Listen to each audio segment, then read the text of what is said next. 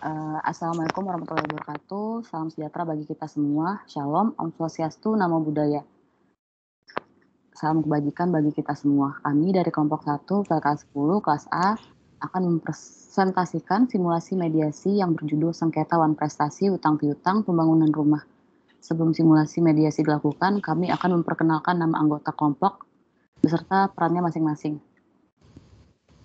Ya baik, selamat siang. Perkenalkan, nama saya Muhammad Arizal Gani. Di sini saya berperan sebagai mediator. Selanjutnya, perkenalkan nama saya Finaulia. Di sini saya berperan sebagai Nyonya Visa. Kemudian perkenalkan nama saya Rafael Andriano. Di sini saya berperan sebagai Mr. Badu. Baik, perkenalkan nama saya Wibi. Saya berperan sebagai kuasa hukum Nyonya Visa.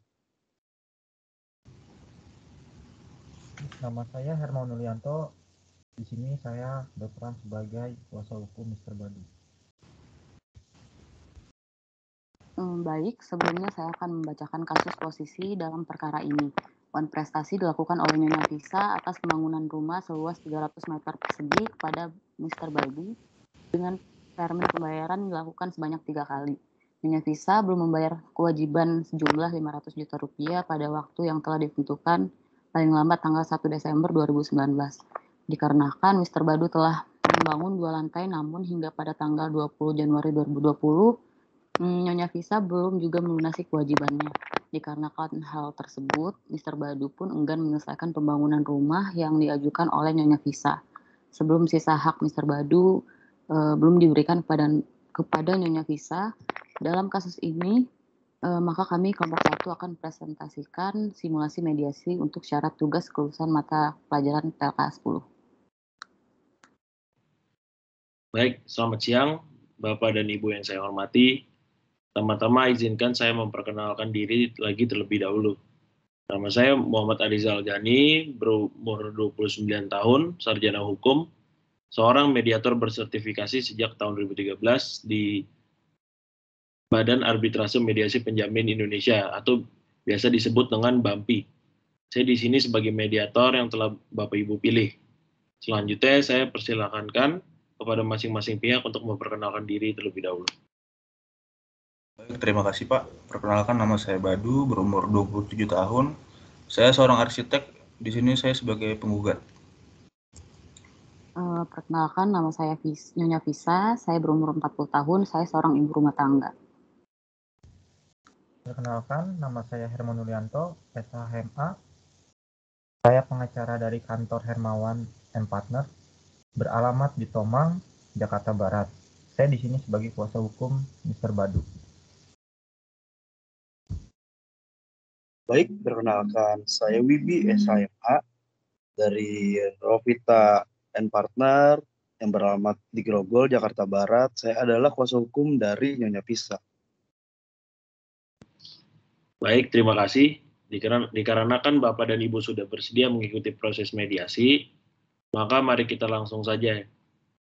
Pertama-tama saya ingin menjelaskan bahwa mediasi yang ditempuh saat ini merupakan cara penyelesaian sengketa melalui proses perundingan para pihak dengan dibantu oleh mediator.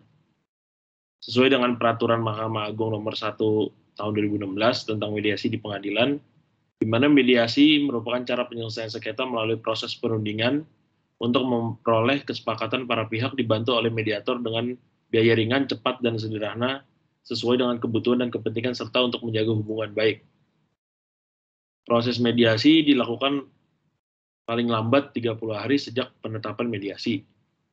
Saya sebagai mediator di sini merupakan pihak yang netral.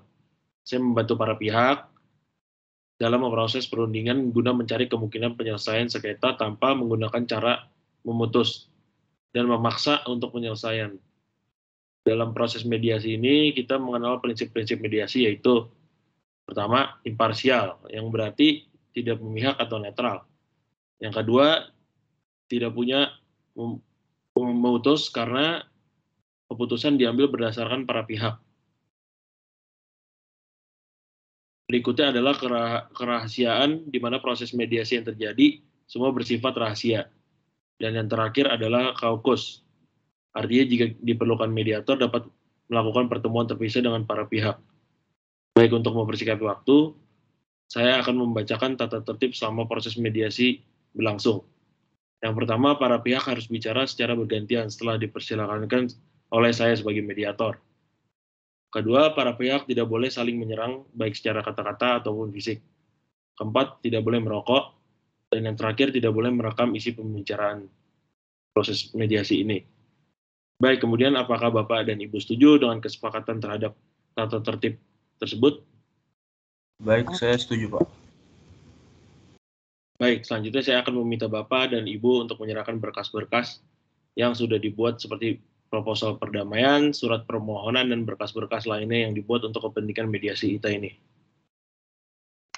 Baik, saya sudah mengirimkan berkas milik saya dan Mr. Badu melalui email dalam bentuk PDF. Terima kasih, Pak. Baik, begitupun juga dengan saya telah mengirimkan file dalam bentuk PDF pada email Bapak yang merupakan file milik saya dan Nyonya Visa. Terima kasih, Pak. Baik, terima kasih banyak. Selanjutnya untuk penyampaian resume perkara dan usulan perdamaian masing-masing pihak sesuai dengan Perma nomor 1 tahun 2012 tentang mediasi di pengadilan bahwa pertemuan mediasi pertama dilakukan untuk perkenalan agar mengetahui identitas masing-masing pihak, menjelaskan peran mediator, sifat mediasi, manfaat mediasi, mekanisme mediasi, dan merumuskan jadwal tata tertib mediasi. Untuk pertemuan selanjutnya membahas permasalahan dan pembacaan resume perkara masing-masing. Mediasi hari kedua saya jadwalkan pada hari Senin tanggal 2 Maret 2020 pukul 10 pagi waktu Indonesia Barat di ruang mediasi Pengadilan Negeri Jakarta Barat. Pertemuan kedua mediasi pada hari Senin tanggal 2 Maret 2020 pukul 10 pagi waktu Indonesia Barat di ruang mediasi Pengadilan Jakarta Barat. Selamat pagi Bapak dan Ibu yang saya hormati. Sebelum kita memulai mediasi, saya harap Bapak dan Ibu dapat mentaati tata tertib yang telah kita sepakati pada hari pertama. Untuk memulai mediasi, bagaimana jika kita memulai mendengar keterangan dari pihak penggugat terlebih dahulu? Baik, Pak. Saya Badu, saya merupakan arsitek dan jasa konstruksi atas nama PT Bangun Bata. Dalam persoalan yang terjadi, perusahaan saya melakukan hutang piutang dengan Nyonya Visa atas proyek pembangunan rumah seluas 300 meter persegi. Dengan desain 2 lantai, 3 kamar tidur keluarga, 1 kamar tidur asisten rumah tangga, 1 dapur, dan 5 kamar mandi dengan harga 2 miliar. Dalam kesepakatan tersebut, kami setuju untuk membangun dan akan selesai pada bulan Desember 2019 dengan 3 kali term pembayaran.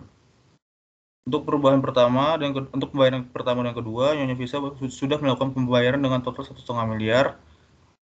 Namun untuk pembayaran yang ketiga, Nyonya Visa belum juga melakukan seluruh sisa pembayaran sebesar 500 juta. Penunggakan tersebut berlangsung sampai tanggal 20 Desember 2019. Baik, jadi pembayaran pertama dilakukan pada tanggal 1 Januari 2019. Karena di sana sudah selesai dikerjakan. Maka Nyonya Visa melakukan transfer sebesar 1 miliar. Dikarenakan pembangunan lantai 1 sudah selesai. Kemudian Nyonya Visa melakukan transfer sebesar 500 juta. Untuk pelunasan pembayaran dengan memberikan 2 lembar cek sebagai berikut. Yang pertama, cek nomor XP 279118 pada tanggal 1 Januari 2019 dari BCA sejumlah 1 miliar. Kemudian cek kedua nomor XP 279664 pada tanggal 1 Maret 2019 dari BCA sebesar 500 juta. Kedua cek tersebut atas nama Nyonya Visa. Dikarenakan sampai tanggal 20 Desember 2019 Nyonya Visa tidak juga melunasi pembayaran terakhir, kemudian saya menghubungi Nyonya Visa, akan tetapi Nyonya Visa seolah menghindar dari saya. Nyonya Visa tidak beritikat baik pada saya, lalu setelah Nyonya Visa berhasil ditemui, dia mengatakan belum memiliki dana untuk melunasi pembayaran dan tidak memberikan kepastian waktu untuk pelunasan tersebut. Jadi dikarenakan saya merasa tidak adil dan dirugikan di sini, saya dengan kuasa hukum saya melakukan gugatan. Baik, kalau boleh tahu objek dari transaksi antara Mr. Badu dengan Nyonya Visa itu apa ya? Rumah milik saya yang berada di Jalan Pekan Raya Nomor 2, Kelurahan Jelambar, Kecamatan Grogol Petamburan, Jakarta Barat, Pak. Baik, bisa saya simpulkan ya bahwa Mr. Badu dan Nyonya Visa telah melakukan perjanjian pengikatan hutang piutang terbukti dari fotokopi akta yang saya terima, yaitu dengan objek rumah di Jalan Pekan Raya, nomor 2, Kelurahan Jelambar, Kecamatan Grogol Petamburan, Jakarta Barat ya. Dengan sertifikat hak milik 2455 luas 300 meter persegi. Termin pembayaran dilakukan 3 kali, di mana pembayaran ke-1 dan ke-2 sudah dilunasi, namun untuk tahap ketiga sampai pada tanggal 20 Desember 2019 belum juga dilunasi oleh Nyonya Visa. Benar begitu, Mr. Badu ya? Iya, benar, Pak. Sebelumnya apa yang membuat Nyonya Visa tidak dapat membayar termin pembayaran yang ketiga sampai hari ini, Nyonya Visa?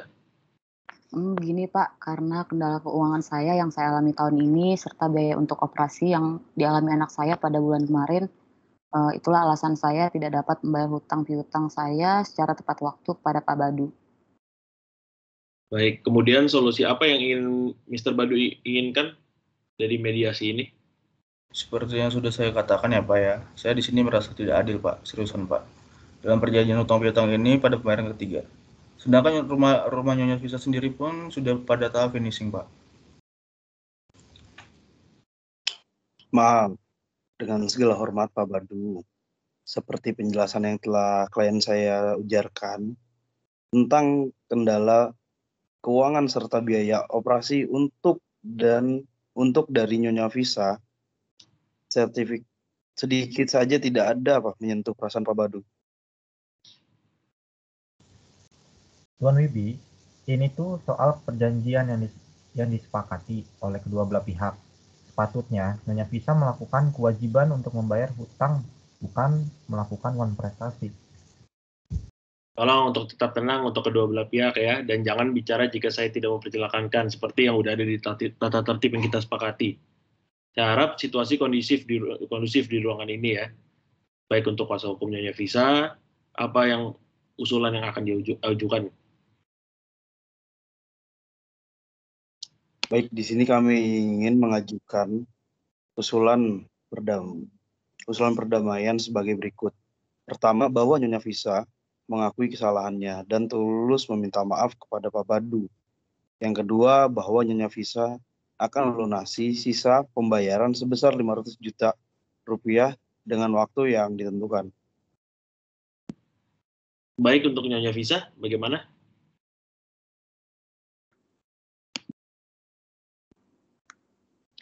Sebelumnya saya ingin minta maaf yang sebesar-besarnya pada Pak Badu atas keterlambatan pembayaran hutang serta belum terpenuhinya hak Pak Badu.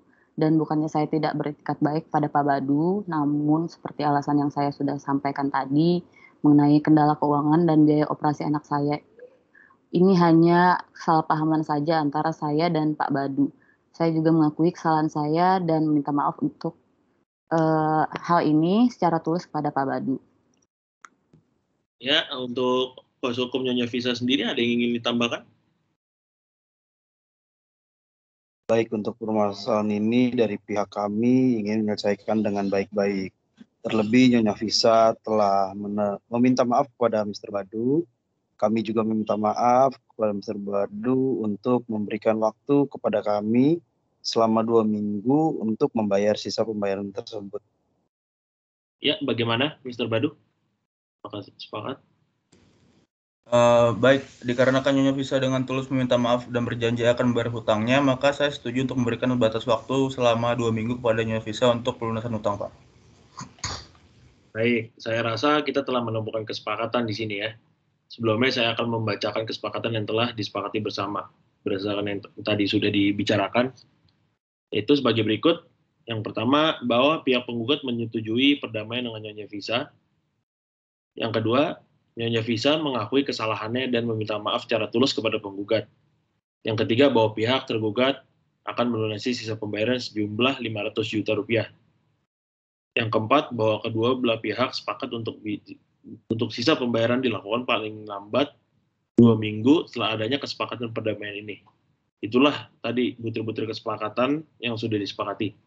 Saya ingin bertanya untuk para pihak, apakah puas untuk mediasi ini? Puas, Pak. Sudah puas, Pak. Baiklah, selanjutnya kita akan mempersiapkan kesepakatan perdamaian di mana nantinya dalam kesepakatan tersebut para pihak harus menambahkan klausul. Apakah kesepakatan perdamaian ini dikuatkan dalam akta perdamaian ataukah hanya kesepakatan perdamaian saja? Baik Pak, saya ingin mengukuhkan ke dalam akta perdamaian Pak. Bagaimana Nyonya Fisa? Saya juga sama Pak, ingin dikukuhkan dalam akta perdamaian. Baik. Kesepakatan akta perdamaian dibuat oleh mediator dan ditandatangani oleh kedua belah pihak dan mediator. Baiklah, terima kasih untuk Mr. Badu ya dan Nyonya Fisa atas itikat baik yang telah mengikuti mediasi secara penuh dan berperan aktif sampai menemukan solusi dan titik terang dalam permasalahannya. Saya harap kepada kedua belah pihak untuk saling memaafkan dan menghilangkan perselisihan setelah keluar dari ruangan persidangan ini. Saya selaku mediator meminta maaf apabila ada salah kata atau kekurangan. Para pihak mengucapkan terima kasih dan berjabat satu sama yang lain. Moderator menyampaikan perkara hasil mediasi hakim pemeriksa perkara dengan melampirkan kesepakatan perdamaian. Sidang berikutnya yaitu pembacaan oleh hakim pemeriksa perkara. Terima kasih. Baik, terima kasih Pak. Terima kasih Pak. Baik. Demikian simulasi mediasi dari kelompok 1. Apabila ada tutur kata yang salah serta kekurangan, kami minta maaf. Saya tutup. Assalamualaikum warahmatullahi wabarakatuh. Salam sejahtera bagi kita semua.